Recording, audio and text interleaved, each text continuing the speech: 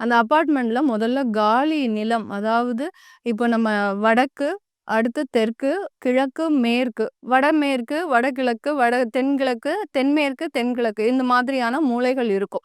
அதுல நடுவுல இருக்கக்கூடிய பார்ட் இருக்கு இல்லையா? அது வந்து எப்போதுமே ஓப்பன் ஸ்பேஸா தான் இருக்கணும். அந்த மாதிரியா இருக்கா அப்படின்றத பார்த்துக்கோங்க. இப்போ அந்த காலத்துலலாம் பார்த்தீங்கன்னா, தாழ்வாரம்னு சொல்லி போட்டுப்பாங்க. அதாவது வீட்டு நடுவுல ஒரு முத்தம் மாதிரி இருக்கும். எம்ப்டி ஸ்பேஸ் இருக்கும். அதுல உங்களுக்கு சூரியனுடைய வெளிச்சம் வர்ற மாதிரி வச்சிருப்பாங்க.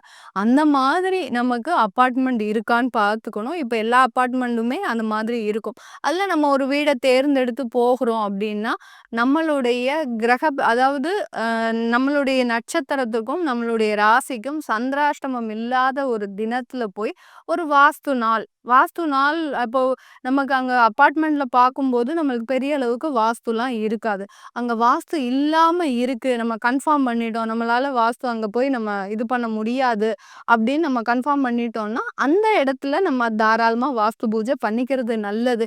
இஃப் சப்போஸ் வாஸ்து எல்லாமே கரெக்ட்டா இருக்கு அப்படின்னா, உங்களுடைய நட்சத்திரத்திற்கு சந்திராஷ்டமம் இல்லாத நாளா ஒரு பூமி பூஜை மாதிரி ஒண்ணு போட்டுக்கிறது நல்லது.